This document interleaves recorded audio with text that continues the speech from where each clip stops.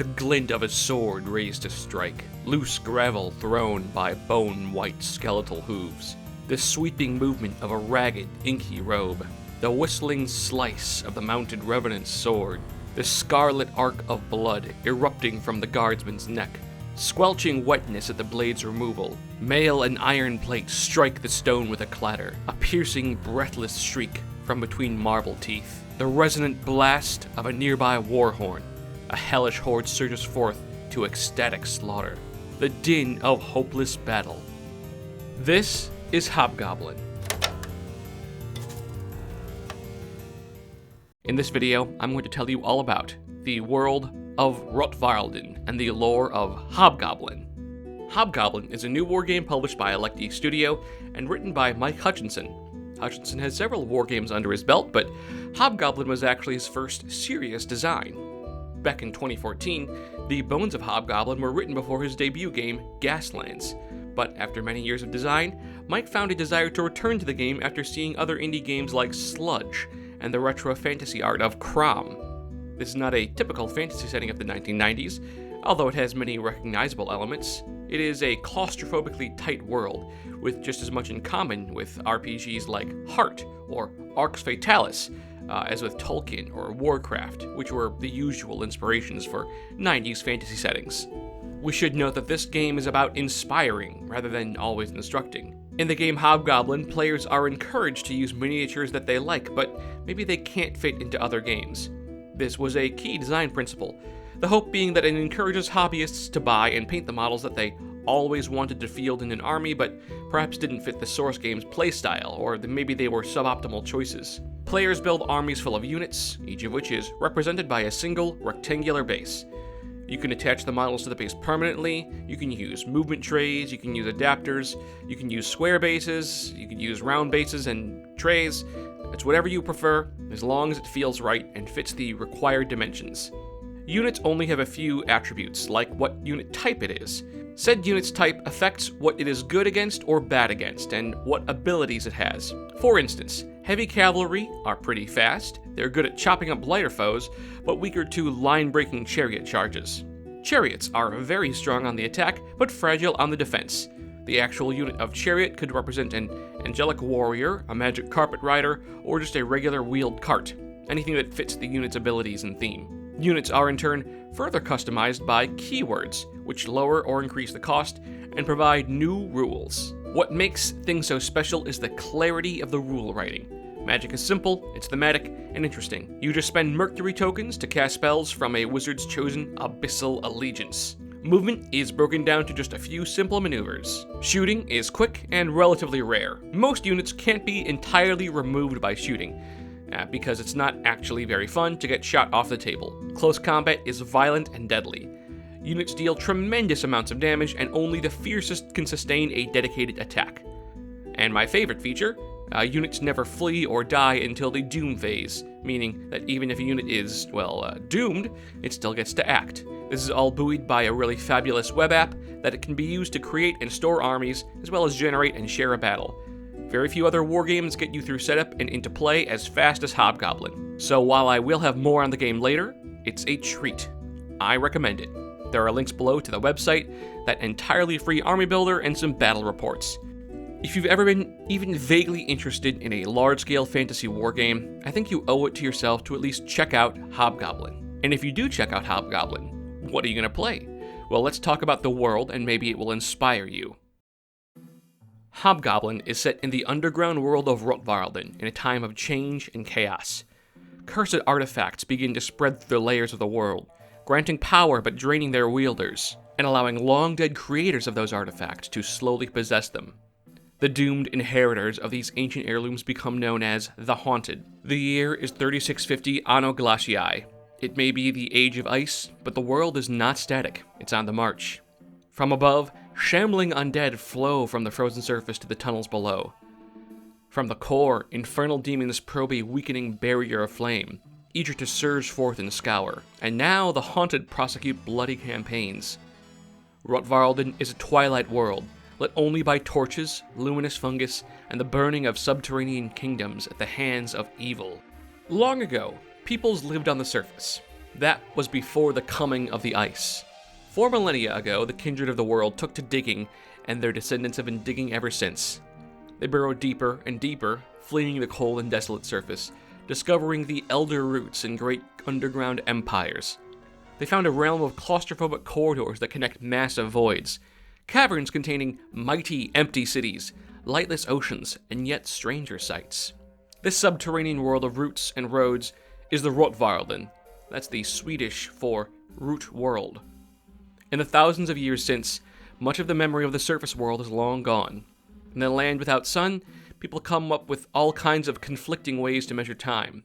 Measuring distance still uses magnetic compass directions like north, but also up and down, usually referred to as Isward for the ice, or Eldward when describing larger distances. Regions of Rotvarlden are colder on the surface and warmer as one goes deeper. The barren surface, known as the Guldvarlden, or the Gold World, is a distant memory, filled with strange perils and frozen air. Just below lie the frozen catacombs of Isvarlden, the Ice World, filled with frozen dead. Most mortals reside in Stenhall, the Stone Hole, where countless kingdoms war over petty existence. Warmer and deeper is the Natsvamp, a world of dark fungus forests and tropical fauna.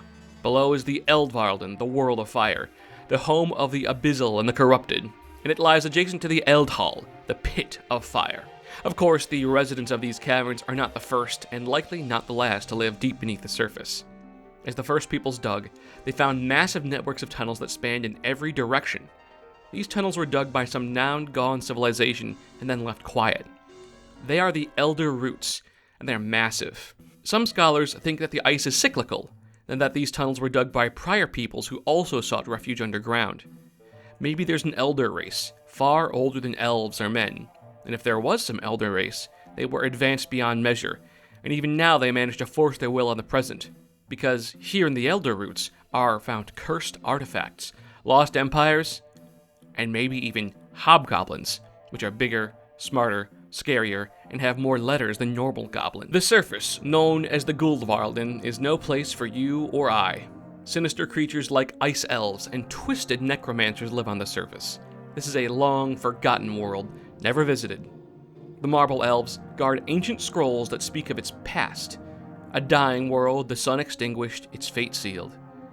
Maybe the ancient sages lived on the surface, and maybe they knew what was coming.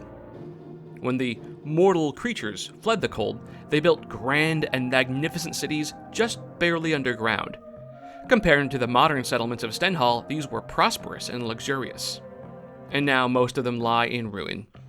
As the centuries wore on, the advancing cold drove people deeper and deeper into the earth. Many of these citadels have become tombs, frozen monuments to easier times, inhabited by ice elves, undead, gobs, and wraith knights. These ethereal entities appear as creatures from a past world, their source unknown. Some say that the likes of wraith knights are magical doppelgangers, summoned as mockeries of the world gone. Others say they're living spells created by dead wizards. A few think that they are manifestations of the ice itself, indicating that the cold that forced everyone beneath is far from natural. Dwarfs built their city of Ire, iceward of the Sea of Pearls. Other mortal racers had existing territory beneath the soil, but the dwarfs were first. Some other mortals still traveled to Isvarlden, such as the Elves of the Twin Holds. They ventured to the necropolis of Gelu Saputura, a vast tomb city where they buried both their dead and the bodies of their enemies. Their corpses did not stay buried in peace forever, though, for a terrible elvish necromancer arose and turned the quiet tomb city into a mighty citadel to her power. From Gelu Sepultura, she sent forth hordes of resurrected elves and their foes to make more corpses, and the city was sacked by the living elves as they retreated deeper below the surface. Farther below is Stenhall, the Stone Hole. Here is where the majority of the settled mortal peoples make their existence. Densely packed kingdoms, tribal groups, clans, and towns, and cities all vie to eke out an existence in a nightmare warren of stone. It is a profoundly diverse place. Here lies Lairswell, home of the Copper Dwarves and their massive mining operations that choke tunnels in smoke, and their settlements of Feldspar and Midgarden. Here too is Lucreta, home of the Marble Elves and their shining keep floating on a vast underground ocean. So are the endless human kingdoms of Joldown and Rockmead. The richest human kingdom is Bleakwater, It's a kingdom of seafarers who ply a freshwater sea spread across a series of colossal and connected Great Lakes, all of them at least 50 miles across, both horizontal and vertically. Cascading waterfalls segregate the people of Bleakwater into distinctive tiers. The rough mining towns, farther up, mine for precious metals and pure ice. Farther eldward, closer to the fire, are richer levels like Market Down. All throughout Bleakwater there is still conflict. It's a nation of rough, practical people, self-serving and unloyal. After all, its strategic position has led it to be conquered many times in the last 500 years. Even when not targeted by would-be conquerors and the fearsome Haunted, Bleakwater is constantly under attack from the orcs and goblins from the east, the dwarves of Leswell, and the undead from the ice. Between Stenhall and Eldvarlden lies a great jungle realm. This is the Natsvamp, the slime forest, a tropical haven. The heat of the Eld breathes life into the stone, and water from the river Gersh, all the way from Bleakwater, empties into the Kobe Basin in waterfalls 80 miles wide. Natsvamp bursts at the seams with life. The Vyakti ratkin, Eldward of the jungle, make their endless nest, constantly stalking the Natsvamp. Colossal mushrooms, their caps as wide as canopies, give bioluminescence as bright as day. Massive insects and eyeless lizards prowl steaming forests of undiscovered fungi. The Natsvamp serves as a natural barrier between the settled peoples of Stenhall and the corrupted kindred of Eldvarlden, the world of flame. Eldvarlden is a hell world, but it is certainly not boring. It is diverse in its cruelties. There are infernal dwarfs, there are fire demons, there are vicious sulfur bats, eld crabs, and raiders and mercenaries, and monsters of every type. It is a murder world where security is made with swords, and there's nothing to eat but flesh and fungus. Kingdoms and cultures of Eldvarlden are frequently engaged in vicious war.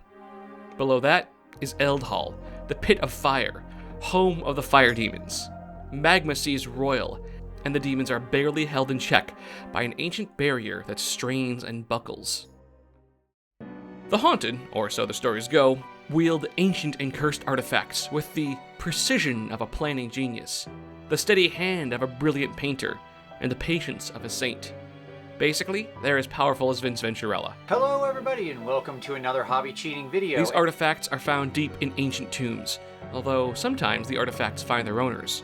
To understand a cursed artifact, one must grasp the need it fulfills, the insatiable human desire for dominion over others, to shape reality according to one's vision, unencumbered by natural law or moral restraint. The artifact presents itself as an opportunity, offering its bearer immense power, but always with its conditions obscured, cloaked in shadows. Its allure lies in the promise of greatness, the ability to raise armies from dust, to bend the forces of magic to one's will, to hold sway over the lesser realms of Rotvarlden. For the ambitious, it is irresistible. Behind that promise lies a reality as dark as it is inevitable. The bearer becomes haunted, not immediately, but in the quietest, most insidious way. The power they wield grows, but so does the influence of the spirit bound within. There are whispers, subtle at first, then louder, more commanding. What began as a tool becomes master, then the bearer becomes a servant, bound inextricably to the will of the artifact. The great irony is that the bearer, seeking freedom, seeking dominance, becomes a prisoner. They become haunted by their deeds, and also by the deeds of anyone else who has wielded such an artifact. They embody legacy. They become the crushing weight of past sins and glories and expectations. They are arbiters of the world below, a testament to hubris and dark magic in equal measure. These include General Eosophoral Abbas, wearer of the Infernal Crown, a human who wore the crown until he was gaunt, stretched, and began a brutal siege of Motzag while searching for other ancient artifacts. During that siege, Guruk, a cynical and pragmatic gob, found that horrible Infernal Crown, giving him control over undead, and giving him the dark ambition to kill his own king and seize control of Motzag. Guruk, although he became a haunted, did not become ruthless overnight. His pragmatism had always had him value the lives of his men, and he still preferred the company of the living to the dead. After all, if all of his men died, who would he drink to his victories with? But his pragmatic values became callous, and he had no compunctions against executing any who disagreed with him. He became more and more haunted, drawn to darker places, deeper ruins, down in places where the echoes are strange and the air is too stiff. He becomes increasingly erratic as he does battle with greater and greater foes. As for what happened to him, I can't say. You'll have to read the book and make your own educated guesses. Cursed artifacts offer concrete powers, the ability to summon magic, to drain life, and to never, ever, ever take the first player token if you don't want it. Okay, I'm going to give you the first player token, so you have to go first. I have the cursed mantle. I can never have the first player token. But I just gave it to you. And what do you have in your pocket? What have I got in my pockets? What? Son of a bitch! But there are more abstract powers as well, and capabilities beyond the battlefield. Stories tell of Haunted that used cursed scepters to create an army and a city in the image of his own people, long gone. The Summoned City built swords and supplies and reinforcements, and when the Haunted departed, they continued their work. When the Haunted was defeated, they continued their last command, doing the unglamorous work of producing arms and armor and reinforcements for a dead king. When they were liberated, the inhabitants went silent and entered a strange torpor. When they finally aroused themselves into motion, they became life anew but with a dark cloud over them. They knew that they were built as a portrait to a long-dead civilization, and somewhere in Rotvarlden, they still toil, immortal and unreal. Let's look at some of the common races and kindred of Rotvarlden. Gobs encompass a wide variety of humanoids that are as close to fungus as they are flesh and blood. Orcs, goblins, hobgoblins, trolls, cave maws, and many related kindred are all collectively known as Gobs. Their skin comes in every color: green, brown, beige, ochre, spotted, and many more. They're about as intelligent as any other humanoid, and their cultures and cities vary greatly. Some are just murderous nomads, raiders who seek food and treasure, although others build organized kingdoms and cities. The most common trait is that they prefer to take, rather than to sow. They would rather steal food than wait on farms. They'd rather order underlings to produce than make it themselves. They frequently go on raids where they do exactly that, stealing primarily food, but also other supplies. They subsist on foraged and cultivated fungus, although they also enjoy eating other humanoids. Their prey returns the favor. Dwarves and humans have their own special way of preparing gob flesh into steaks and sausages. Humans, you know them. You're one of them. It is what it is. The humans of Rotvarlden embody adaptability. They're the most concentrated around the subterranean freshwater lakes of Bleakwater. This lifestyle requires a mix of resilience and pragmatism. They had to learn and relearn fishing, kelp farming, and navigating their dark waters. Hierarchy divides them. Loyalty is a fickle concept for these men, as their lives demand quick decisions for survival rather than ideals. Dwarves in Rotvarlden are a study in extremes. They're industry fueled by fire or scarred in stone. The latter, the copper dwarves in the Stenhall, have carved a life out of mining and engineering, while the infernal dwarves of Eldvarlden and their chief weaponsmith, Belazar, dwell among sulfuric fumes, tending to their unforgiving geothermal forges. For thousands of years, they used ancient chimneys bored deep into the ground to build massive thermal forges, where some could make soldiers from metal and magic. Meanwhile, the copper dwarves, like Ben, prefer to live in Stenhall. They have many accomplishments: the first subterranean city of Ire, or much later their new capital of Arahem and the fortress of Nulduk. Many copper dwarves are mired in conflict with goblin tribes who captured the sprawling fortress of Nulduk, renamed it Fort Zengrad, and are blocking them from their customary pilgrimage to the first city of Ire. Both groups are united by their mastery of craft, though their purpose couldn't be more opposed. One strives for the advancement of industry, the other for domination through infernal machinery. In contrast, there are two elven races that protect the remnants of a bygone age, although there are surely many more. The Ice Elves endure in the bitter cold of Isvarlden. In contrast, the Marble Elves remain secluded in the Shining Keep, custodians of ancient knowledge that binds them to the forgotten history of a surface world that no longer exists in memory, only in scrolls. They claim lineage to the ancient Lucretian throne. These two kindred are fierce enemies. The Marble Elves once controlled the Infernal Crown, the royal treasure of Prince Heliophantos, until his death, and he cherished it as an ancient relic of his family. That it was only recently discovered in the Elder Roots was a family secret, although it does make one wonder how many other artifacts are waiting deep in darker tunnels not yet explored. The Viakti are verminous subspecies constantly reshaping the tunnels of Natsvamp. Their tireless burrowing creates an ever-shifting labyrinth. They're also very adaptable, and they're prolific, and they're a ceaseless reminder that life will always find a way. And, for people who bought a bunch of Skaven miniatures, a reminder that there are always more rats to paint. The Orm lizardfolk inhabit the humid fungal forests of Natsvamp, where their basalt temples are a testament to the devotion of the god of fire and transformation. A god that some call Pelag. Each stone tells a story. Each ritual embodies their belief in an ever-changing cycle, a contrast to the oppressive permanence of the stone that surrounds them. They're cold-blooded and rarely seen higher than Masonwell, unless ghostly copies are summoned by a haunted. Of course, that's to say nothing of the undead, for they are plentiful and come in many sources and sizes. And if you ever need an idea, you can always find lots of cheap zombies. Just pop open a copy of Zombicide. You can get them for free if you know where to look. Pop them open, put the zombies on trays, and boom, you're good to go. Trust me, I've seen it. And of course, this is to say nothing of the many other armies and factions and cultures found within Rotvarlden. In fact, look on your shelf. What do you got over there? Egyptians? What's that? Is that from Ankh? I like that game. What do you got? You got a bunch of robots? Ancient robots? That's good. That's really good. Give them some keywords, and you're also ready to go. You know, back in the old days, fantasy and sci-fi were not so separate. Just look at Expedition to the Barrier Peaks, where it was a D&D adventure where you just go inside a UFO. Good stuff. There are many possibilities in Rotvarlden, many other kindred and species and races and cultures not yet explored, so if you have a collection, I would love to hear your suggestions and love to hear what you would want to play. Life in Rotvarlden is for you to define, but for most people, it's challenging. It's a world without sunlight, after all, and that has all kinds of knock-on effects. For example, without the cycle of day and night, the people of Rotvarlden had to develop alternative measures for measuring time. Calendars end up being based around the cycles of growth of fungi, or the tides of underground seas. Maybe time flows differently in certain places. Certainly the worshippers and cultists to Atare, the Time Eater, can attest to this. Most people eat fungus, and that does sometimes include gobs. They also eat various livestock, which also often eat fungus, for grass and trees are uncommon. Without traditional trees, homes are often made from stone. Iron and tools come from steel and bone. Mushrooms of varying sizes can be found and are used in crafting as well, although stone is the most popular and plentiful building material. Threats exist on all sides. There are demons from deeper towards the Eld. Horrible things, beastly chthonic things live in the fiery depths of Eld Hall. There are frozen dead from the surface. There's raiders, mercenaries, and monsters everywhere. But there's also a healthy trade and commerce. There are market cities, and these require a complex economic system to support them. Alliances exist, especially when a mutual threat like a haunted arises. Connection exists through the Rothiarna, a living fungal network.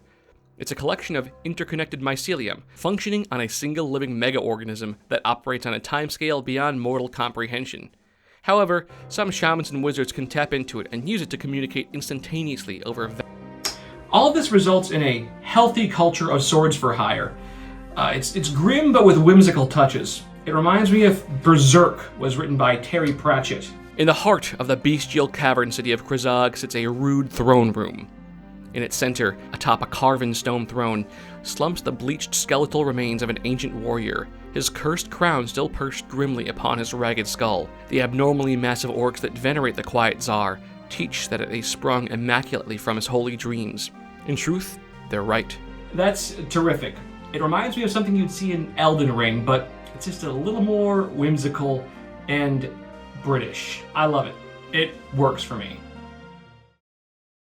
In this world, magic is not a gentle force, but a reflection of the harsh realities of the Rotvarlden, manifested through the worship of a pantheon of abyssal gods. Who are they? We're not sure. They seem to embody the very essence of the underground realm, their powers fueled by the primordial forces that shape this sunless world. We do know that they offer power. They are called upon by wizards. Those who seek to master sorcery must pledge allegiance to one of these gods. It is unclear who or what they really are, for they go by many names. These various names are all an absolute joy to read, as are the descriptions for the spells in their temples. They're not just regurgitated descriptions of the Warhammer Chaos Gods, for instance. There are 9 abyssal gods that I know of. Liudlos, the Sound Eater, dwells in silence, revered by spies and assassins. Gomb, the blind monarch, commands the darkness and the confusion and the secrets it brings. Polysius, the Crystal Prince, rules over crystals and scrying, his followers manipulating fate to bend luck and alter destiny. Atare, the throat of the world, embraces time and the passage of time, sand falling through an hourglass or scouring foes. Nebularis, the blank man, exists in the void, wielding the power of emptiness to consume and obliterate. This is in a metaphorical and also literal way, for Nebularis represents emptiness and voids in caves. Mycena, the Life Maker, is the embodiment of mushrooms and growth. Her followers masters of healing, mutation, the home, and the hearth. Iskala, the Eater of the Dead, commands ice, smoke, death, and stillness. Her wizards can raise armies of undead to serve. Marabis, the Weaver, controls the flow of information through tunnels and networks, weaving a spider's web to bring together and bind together. Finally, Silusi, the Red King, embodies fire and fury. His devotees, masters of smithing and warfare in stone, bring the heat of the underworld to the battlefield. Time for the review portion. First of all, I am biased because I backed this game on Kickstarter a while ago. It was actually thanks to Peter over at the Esoteric Order of Gamers, that's Universal Head, who turned me onto it. He had a great interview with Mike Hutchinson that I found really interesting. He also had a battle report. Without him, I wouldn't have backed the game, so check out his channel if you have the chance. He really is one of the best in the biz when it comes to reference sheets and graphic design for games. I'm also biased because I got to talk to Greg over at Electi about the game, which I think is super sick. Hobgoblin is the kind of brutal, unapologetic wargame that works for 3 types of people in specific. The first kind are people who want a really, really, really fast game. A really good game, but a really fast game. The game is 4 to 6 rounds, and let me tell you, that's like an hour and some change. If you know what you're doing, the game could be like an hour and change, including deployment, with like a few more minutes to set up terrain and objectives and stuff. I don't know any other mass battle games with this epic a scope that go that fast.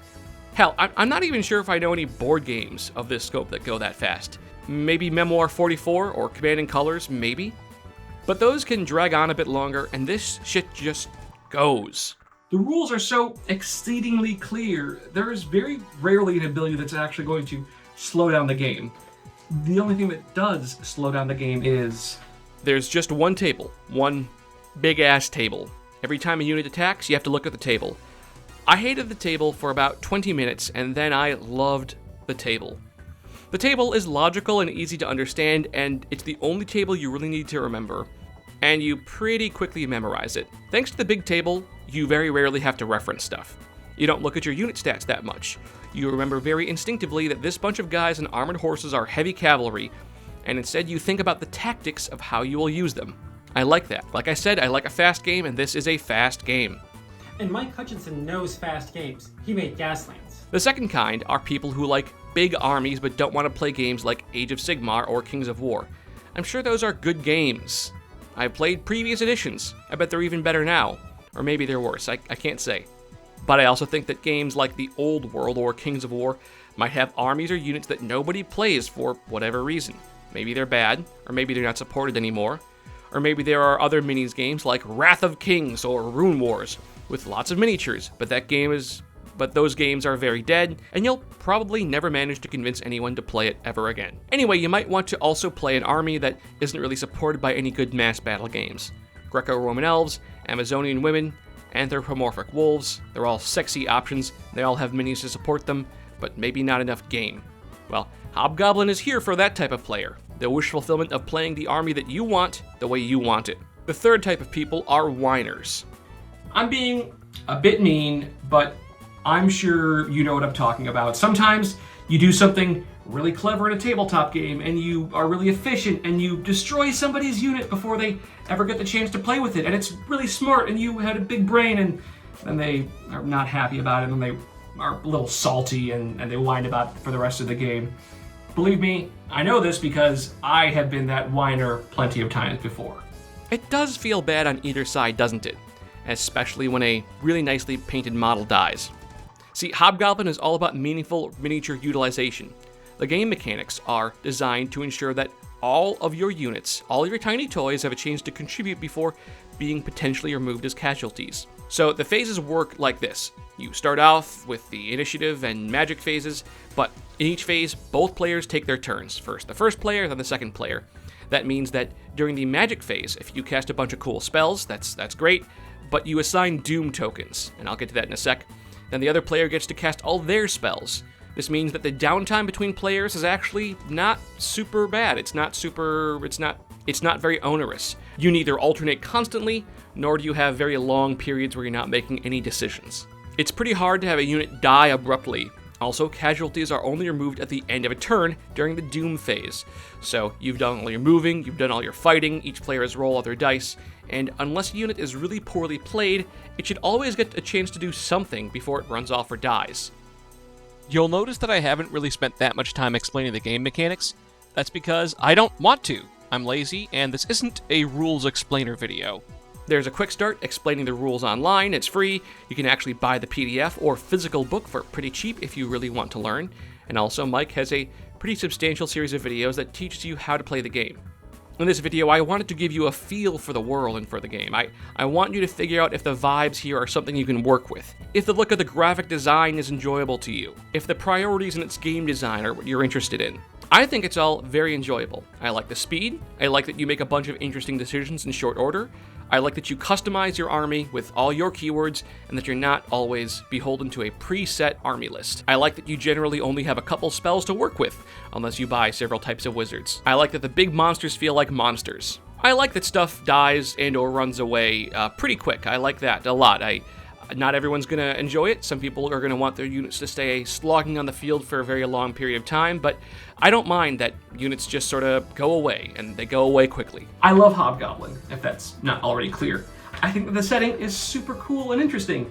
I probably over-explained it, but still, I love the game. I think that the mechanics are super clear. I think that it's very rare to play a game like this. This is the best rank and file game I've ever. More than anything, though, indie games like this are sometimes tough to see reviews on, you know? And I really wanted to share my thoughts on Hobgoblin with you, all of my viewers. I hope that you'll check out the game. I genuinely do. People like Mike are making unique games, and yeah, I hope that you'll give it a look. There's a lot of unanswered questions in Rotvarlden. Who are the Abyssal Gods? What's down in the Elder Roots? I don't know, and I would love to hear your thoughts and ideas. I love that this game has a mechanical rule of carnage, and that's reflected in the game world itself. Rotvarlden is a world designed to be played in, not merely observed. It's also not the only game in the setting, as there's another game, simply called Rotvarlden, in development. You can check it out in a link on screen or in the description. This is the end of the video. It's my genuine hope that you'll give Hobgoblin some love. I want to thank all my patrons who help motivate me to spread this love. Even if Hobgoblin isn't your cup of mushroom tea, I really appreciate your viewership. Regardless, I recommend that you check out Mike Hutchinson's YouTube channel where he talks about Hobgoblin and his other games, and I want to personally, genuinely thank you, and I will see you all soon.